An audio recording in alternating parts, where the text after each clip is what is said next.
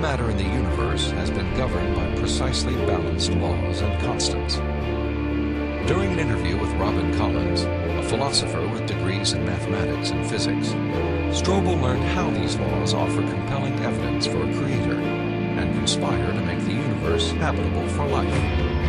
The laws of physics are balanced on a razor's edge for life to occur. For example, if you didn't have something like gravity that pulled matter together, you would never get planets, you wouldn't get stars, you wouldn't get any complex organisms. If you didn't have the strong nuclear force, there would be nothing to hold protons and neutrons together in the nucleus. And so you wouldn't have any atoms, so no chemistry. If you didn't have the electromagnetic force, you would have no bonding between chemicals. You'd have no light, and the list goes on. So you need all these sorts of fundamental principles have to be in place in order for life to occur. Wipe out one of those principles, wipe out one of those laws, no life. Strobel learned that life also hinges on the precise strengths and relative values of many different physical constants.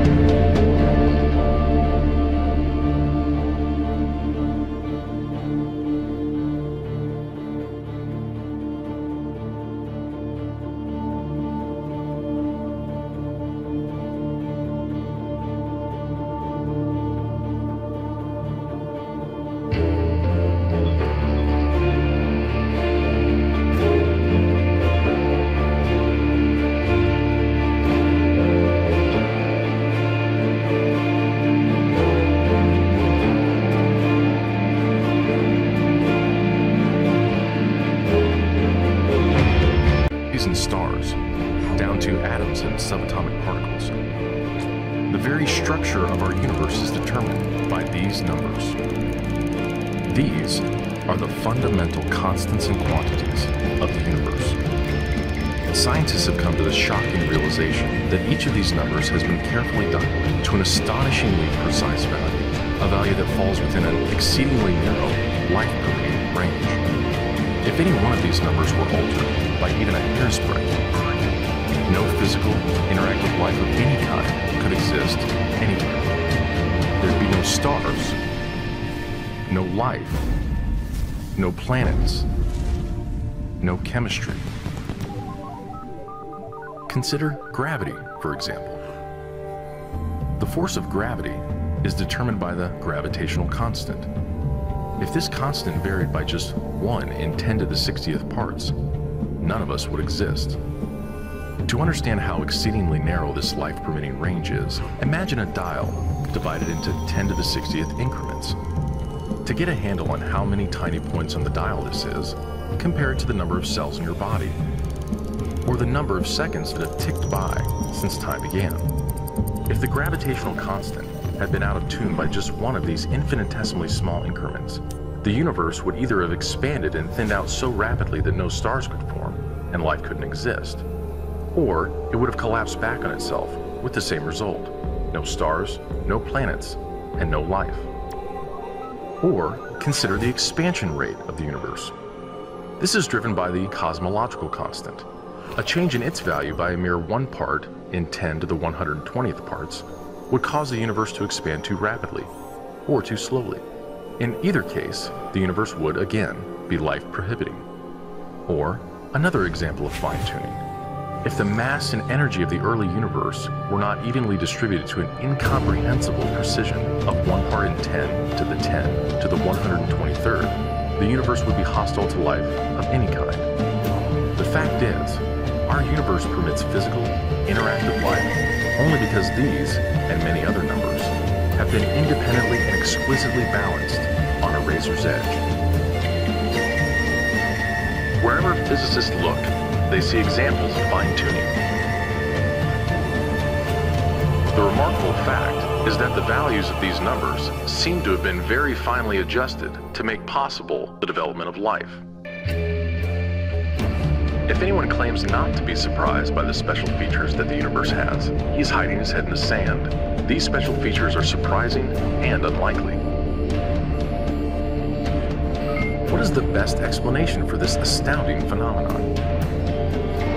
There are 3 live options. The fine-tuning of the universe is due to either physical necessity, chance, or design. Which of these options is the most plausible? According to this alternative, the universe must be life-permitting. The precise values of these constants and quantities could not be otherwise. But is this plausible? Is a life-prohibiting universe impossible? Far from it. It's not only possible, it's far more likely than a life-permitting universe. The constants and quantities are not determined by the laws of nature. There's no reason or evidence to suggest that fine-tuning is necessary. How about chance? Did we just get really lucky? No. The probabilities involved are so ridiculously remote as to put the fine-tuning well beyond the reach of chance.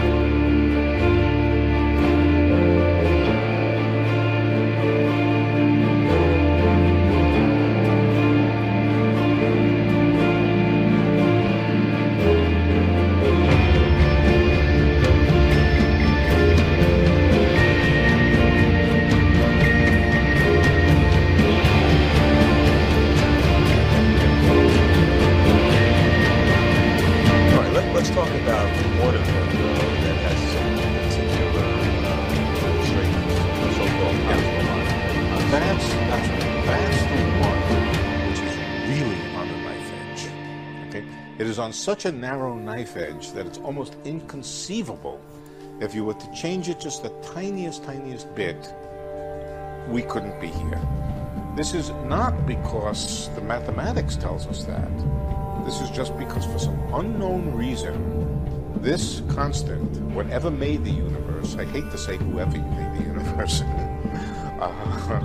physicists have a habit of talking in that language, whoever made the universe. They don't really mean it. But whoever made the universe made it with an incredibly small, tiny cosmological constant. It is so small that it is 0.00000. We can sit here for a while. 123 of them. And then a 1. And then a 1. The one thing that we do know is that if it were very much stronger, it would have blasted apart the galaxies. It would have prevented stars from forming. So you have to understand, galaxies and stars and planets formed because gravity pulled them together in the very early universe. This counteracting anti-gravity could have prevented that, could have prevented the formation of stars, planets, and so forth. So if it were just a little bit bigger than this 0.000000, it would have prevented our existence. Physicists have never understood why it's so small.